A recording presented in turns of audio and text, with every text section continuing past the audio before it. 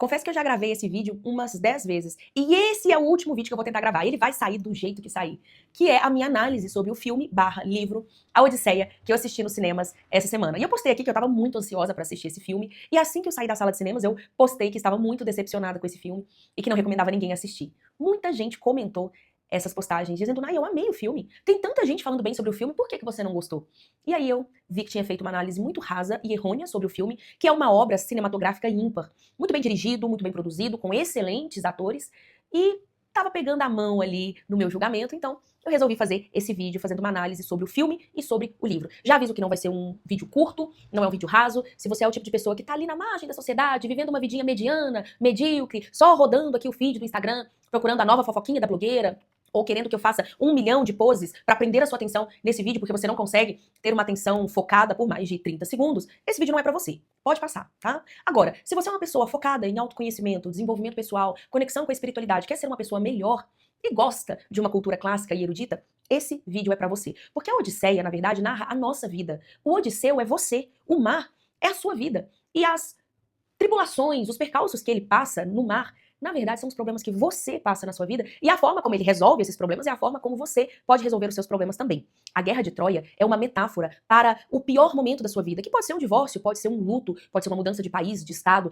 pode ser um momento de solidão, pode ser um momento em que você foi demitida de uma empresa em que você trabalha há mais de 20 anos. A Guerra de Troia é uma alusão para a maior guerra que você enfrenta ou enfrentou nos últimos anos. Por isso que entender essa obra ela é tão importante para entender a alma humana e para entender os momentos em que você caiu e levantou sozinho. Para fazer essa análise, eu fiz aqui um resuminho breve do que eu gostaria de falar para vocês, né, até para vocês entenderem um pouco sobre essa obra. Nayara, de onde você tirou tudo isso? Eu sou historiadora de formação e eu li a Odisseia pela primeira vez quando eu estava no segundo período da faculdade de História e não entendi bolhufas nenhuma, mas depois que eu estava já focada no tarô e já entendia muito sobre Jung, arquétipos, e aí eu li Odisseia novamente, eu entendi o que aquela história, esse mito quer contar.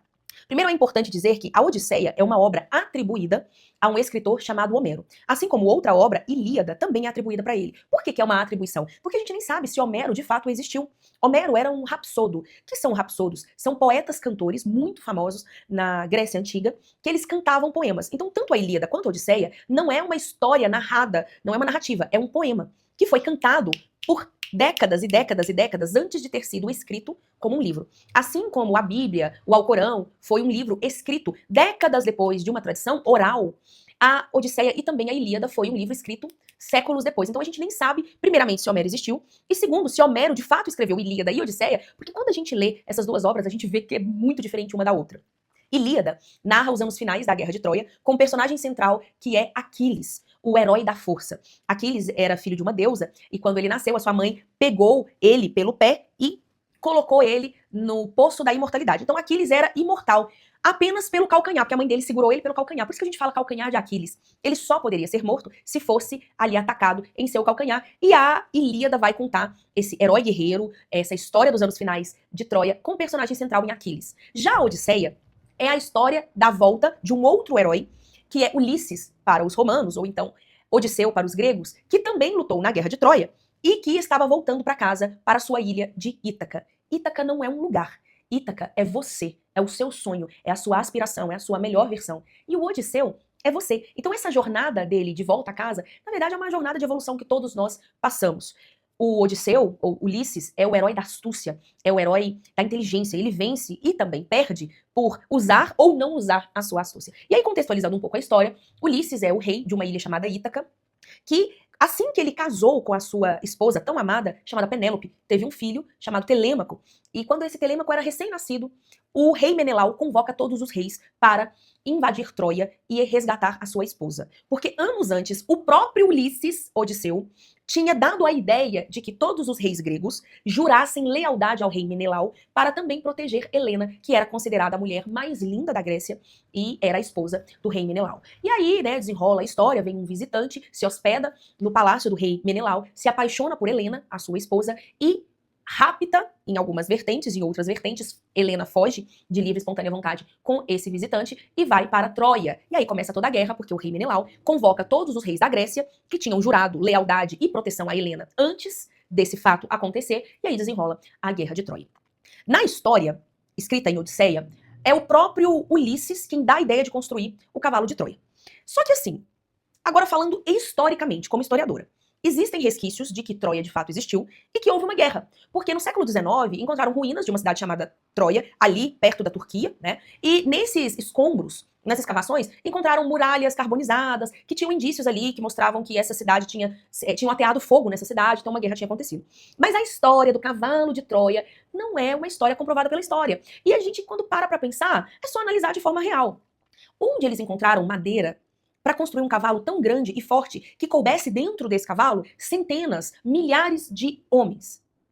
E como que esse cavalo não se desfez? E como que os troianos não viram os gregos construindo esse cavalo? E esse cavalo foi uma construção perfeita que, mesmo sendo arrastado pelos troianos para entrar dentro de Troia, não foi desfeito. Então percebe que tem muita coisa aqui que é alusão? Talvez o que a Ilíada e a Odisseia narram nunca existiu. Sempre foi um mito para com que a gente pensasse a nossa própria história. Mas, trazendo então tudo isso, né, o Ulisses dá a ideia de construir o cavalo de Troia, que no filme fica muito claro que eles profanaram o sagrado, porque falaram que era um presente para a deusa Atena, e aí os troianos aceitaram esse presente, e ali os deuses se entristecem com os gregos. Por isso que a gente fala também, cuidado, viu? Isso aí é presente de grego. O que é um presente de grego? É uma armadilha, é algo não confiável, né? Então, eles profanam a lei de Zeus, mas também profanam a deusa Atena. E Ulisses é um protegido da deusa Atena. A gente vê ali no filme várias vezes a Atena aparecendo para ele, enfim. Agora, vamos ao que está escrito no livro. Odisseu nunca quis ir para Troia, para a guerra de Troia. Tanto que ele tenta se disfarçar como mulher, depois ele finge que é louco, tá ali arando a areia da praia como se fosse louco, mas aí as pessoas colocam o bebezinho dele, o Telêmaco, perto do arado, e aí ele desvia o arado, mostrando que uma pessoa sã, que era o que ele estava, desviaria do seu próprio filho, enquanto um louco araria o próprio filho. Então ele é mandado para Troia de uma forma em que ele não queria. E aí tem a construção do cavalo de Troia, eles vencem a guerra, e quando acaba a guerra de Troia, que começa a jornada de volta, no livro mostra que a primeira ilha que ele passa, que não é narrada no filme, é uma ilha onde descem 3 homens. Primeiro que Ulisses sai com 12 embarcações. Essas 12 embarcações simbolizam os 12 meses do ano, os 12 símbolos do zodíaco, pode simbolizar também as 12 estações arquetípicas que nós temos na vida. Então 12 é um número simbólico aqui. E dessas 12 embarcações descem 3 homens que vão para essa ilha e eles começam a comer a flor de lótus. A flor de lótus é a flor do esquecimento. E esses homens esquecem quem eles são. Esquecem de voltar para o navio. E se passam dias, semanas, até que Ulisses, ou Odisseu, vai até a ilha e encontra esses 3 homens e os arrasta de volta para o barco, porque esses homens nem se lembravam de Ulisses, da Guerra de Troia, eles não se lembravam de nada. Essa primeira ilha mostra para nós a nossa zona de conforto. Qual é a ilha que você entrou e não saiu mais, e esqueceu do seu sonho, esqueceu da sua missão, esqueceu do que você tem que fazer nessa terra? Porque você está cheio de prazeres ali. Veja que nessa primeira ilha não tem um inimigo comum. Não tem um inimigo externo. O que tem essa ilha? Você vencendo você mesmo. Sair da sua zona de conforto e fazer o que precisa ser feito, mesmo que você não queira fazer o que precisa ser feito, simplesmente porque você está confortável demais com a vida, com a rotina que você tem. Eles voltam para o mar. E aí sim entra na segunda ilha, que no filme é a primeira ilha, que é a ilha do Ciclope Policarpo. Essa é a ilha que tem uma gruta, uma caverna, onde descem ali 3 embarcações junto com o próprio Odisseu, e eles levam o vinho dos deuses para trocar com as pessoas que estivessem naquela ilha em troca de comida. Eles entram dentro da caverna e ali o Ciclope Policarpo, que é um gigante de um olho só, fecha a porta da caverna e come 3 homens. Percebe que o número 3, ele vai se repetindo aqui na história. Então são 3 primeiros homens lá na primeira ilha que se esquecem, depois tem 3 homens que são devorados no início, né, dessa história com o Policarpo, enfim. E aí, Ulisses dá para ele o vinho dos deuses, que o Ciclope Policarpo bebe, gosta e pergunta: quem me deu esse vinho? Aí Ulisses responde: ninguém. Ninguém te deu esse vinho. Quando já embriagado, o Ciclope Policarpo dorme, Ulisses esquenta a sua lança no fogo e fura o olho do Ciclope Policarpo, que começa a gritar de dor. Os irmãos de Policarpo, que estavam do lado de fora, começam a perguntar: irmão, quem te feriu? Quem te feriu? E Policarpo diz: ninguém. Ninguém me feriu. Então, os irmãos do Ciclope vão embora. Por que eles pensam? Poxa, se ninguém o feriu, ele se feriu sozinho e não há problema aqui. Por isso, o Ulisses é salvo com os seus outros homens que sobreviveram. Quando o Policarpo abre a porta da caverna, os soldados e o próprio Ulisses se escondem debaixo das ovelhas e passam ali, voltam para o mar. Quando já estão no mar, Ulisses grita: Se alguém te perguntar quem te feriu, diga que foi o grande Ulisses, o rei de Ítaca. E aqui, gente, é que ele faz a maior merda de toda a história. Por quê? Porque o Ciclope Policarpo era filho do deus Poseidon, o deus dos mares. E aí o que ele faz? Ele roga a seu pai que tenha misericórdia, porque ele tinha sido ferido e humilhado por quem? Pelo grande Ulisses, o rei de Ítaca. E aí todas as coisas que poderiam dar errado no mar começam a dar errado para Ulisses, e a volta, que seria de 1 ano, se torna 10 anos de jornada. O que a gente aprende aqui nessa segunda prova, nessa segunda ilha? Que quando você tem humildade de ser ninguém, você vai vencer as maiores batalhas da sua vida. Você vai crescer, você vai conseguir alcançar aquilo que você quer. Só que quando você já alcançou o que você quer, não deixe que o ego suba a sua cabeça. Foi o ego de fazer com que ele, o grande rei de Ítaca, fosse proclamado, fez com que ele perdesse tudo, todos os homens, e a volta ficasse muito mais difícil e demorada, e quase que ele nem volta. Então essa segunda ilha mostra que o maior inimigo do homem é a arrogância. É o ego, é querer ser melhor que os outros. Quando ele era ninguém, ele venceu. Agora, quando ele estava se sentindo melhor que o próprio Policarpo, foi aí que ele perdeu tudo. A segunda ilha, a segunda batalha, mais uma vez, não é contra um inimigo externo, é um inimigo interno.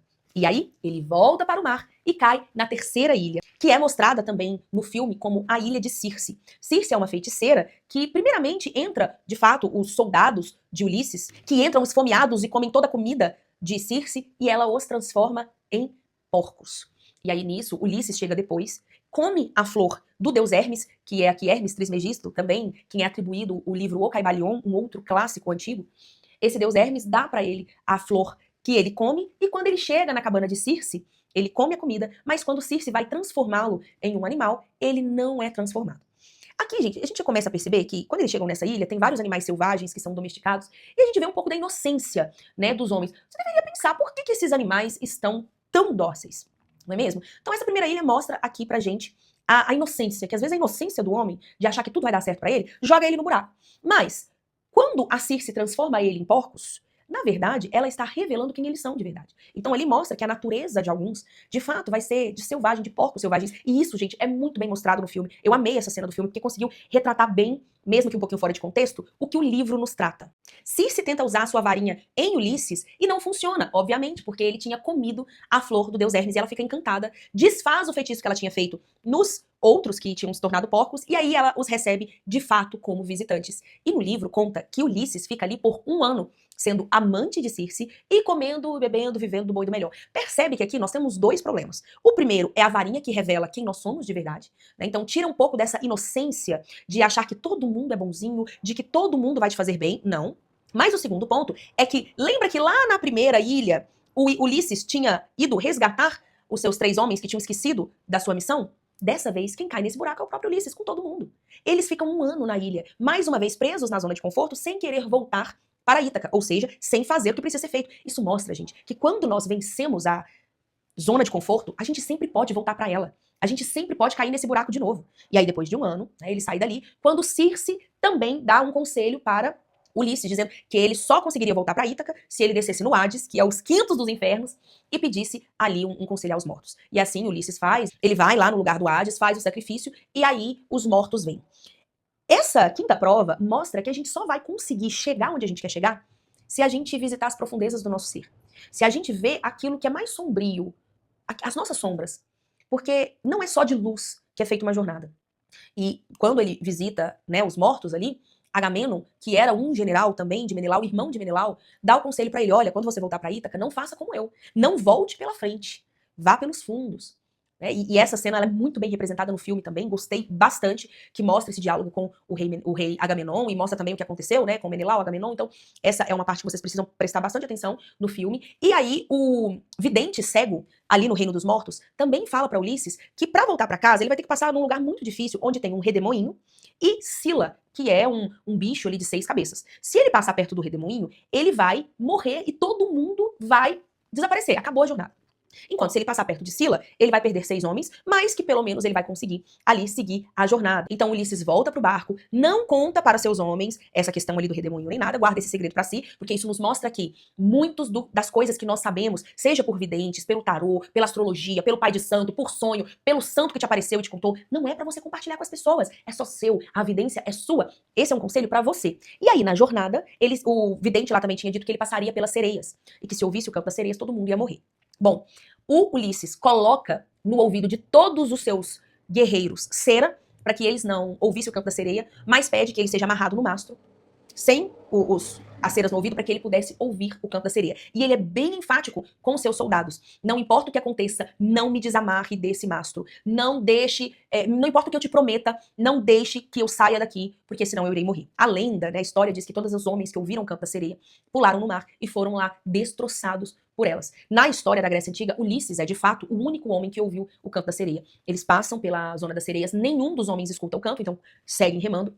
E Ulisses se enlouquece ao ouvir o canto da sereia, mas ele não é morto. Por quê? Porque ele estava amarrado no mastro. O que isso nos mostra? Que é, no caso, a sexta prova do Ulisses. Que muitas vezes nós vamos querer nos dar aos prazeres da vida. Aqui é o lado hedonista do Ulisses, que quer viver os prazeres, que quer fazer tudo do bom e do melhor, mas que a única forma de sobreviver a isso é tendo o pulso firme de um general, é sendo um líder e se preparando para as consequências. Ele só sobrevive quando ele coloca um limite, uma estrutura, para que aquele desejo exacerbado não destrua a vida dele. Isso aqui pode entrar em tudo, gente. Bebida, sexo, drogas, todos os prazeres mundanos que em algum momento a gente vai se deparar com eles e a gente quer experimentar.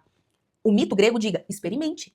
Escute o canto da sereia, mas tenha estrutura para sobreviver a ele, tenha estratégia, tenha um limite para que você não seja destruído como todos os outros homens que caíram nesse mesmo canto da sereia, que foram destruídos. Então aqui, essa também é uma expressão muito comum, né? O canto da sereia é aquilo que te seduz, é aquilo que te faz perder a razão. Então você só vai conseguir vencer essa batalha tendo a razão no lugar, tendo estrutura, construindo um plano antes de ouvir o canto da sereia. E assim que ele passa pelo canto da sereia, vem a sexta prova, que é de fato o redemoinho e Sila.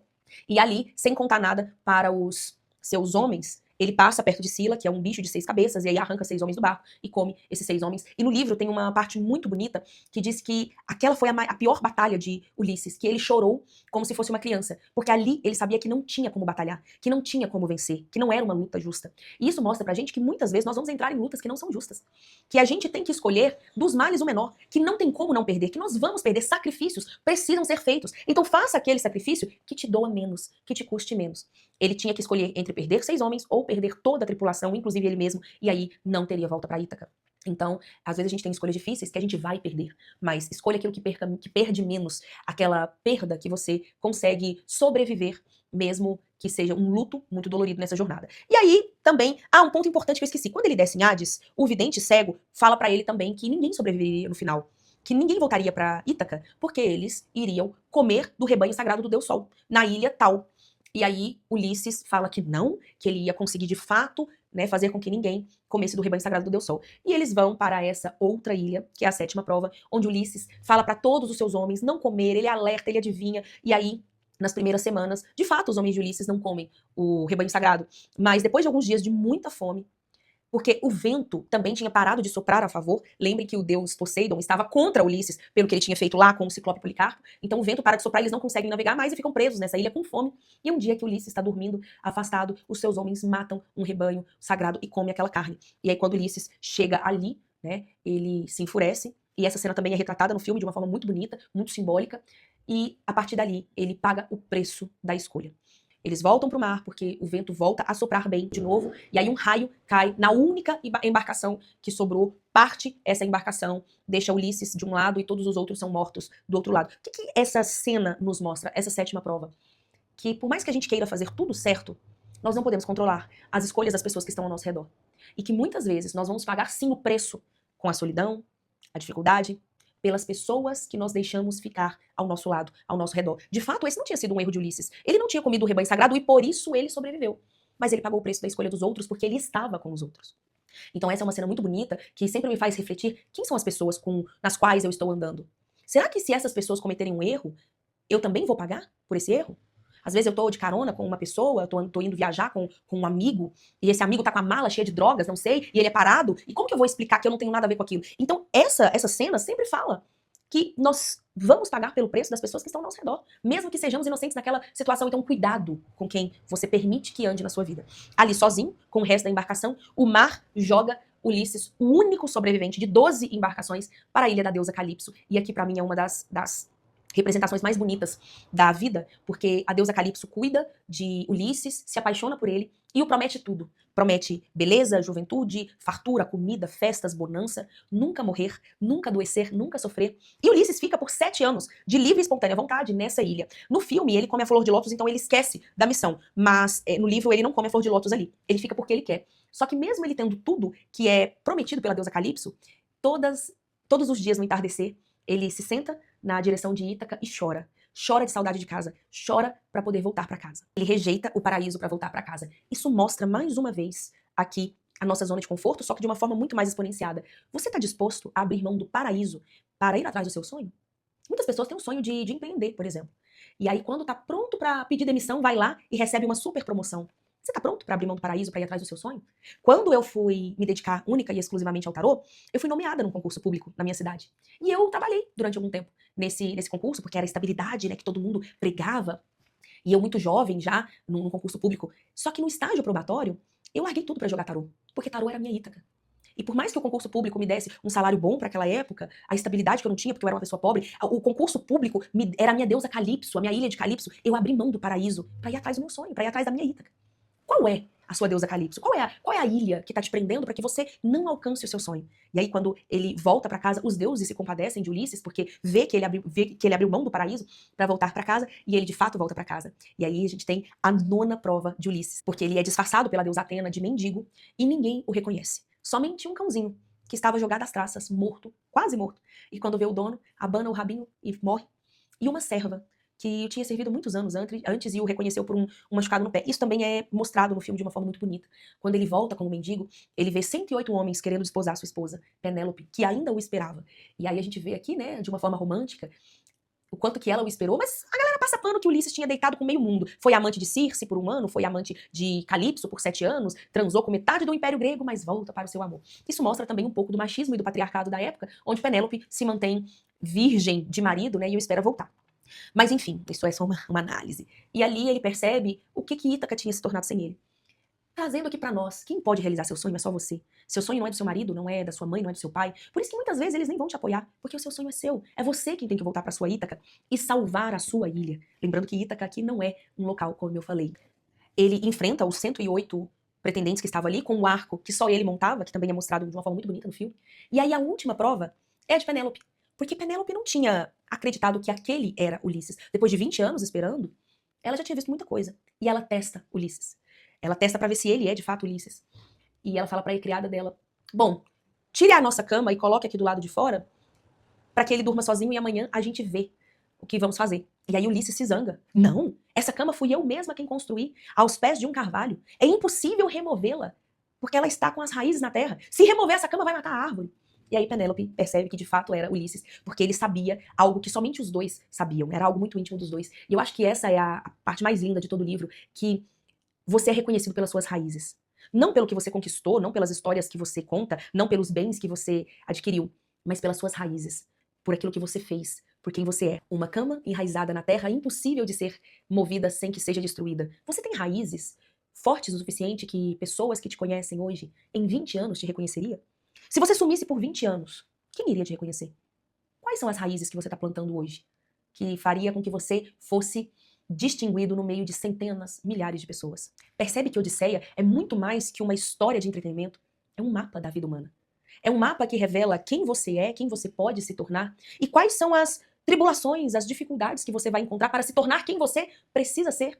Ítaca é a sua melhor versão, é o seu sonho realizado, que não vai ser te dado de mão beijada. Existe um mar, e se você fizer tudo certo, 2 anos de volta, mas se você fizer tudo errado, 10 anos, para que você alcance quem você é. Então, ler a Odisseia com esse mapa arquetípico, que é também traduzido nas cartas do tarô, que Jung estudou muito bem com os arquétipos, que o Joseph Campbell também escreveu de uma forma muito bonita na Jornada do Herói, é o que esse livro tão profundo nos trata. Se você chegou até aqui é porque você assistiu mais de 40 minutos de vídeo numa rede social que nos obriga a fazer vídeos de 1 minuto, porque ninguém presta atenção em mais nada. Parabéns pra você. Parabéns por essa busca por autoconhecimento. Você está infinitamente fora da curva, fora da manada. Você é um ser especial, um ser iluminado, e eu desejo muita luz na sua jornada. Deixa aqui nos comentários a palavra "eu encontrei a minha Ítaca", pra dar uma bugadinha, né? Quem tá chegando agora, quem vai passar aí 30 segundos desse vídeo e vai pra outro, quem não vai entender nada. E eu espero de verdade que você possa olhar para a Odisseia e encontrar um mapa para trilhar o próprio caminho. Eu sou Nayara Mourá, mais conhecida como a Rainha do Tarô. Aqui nesse Instagram eu posto de tudo um pouco. Posto sobre tarô, posto sobre história, filosofia, e é sempre um grande prazer ter você por aqui.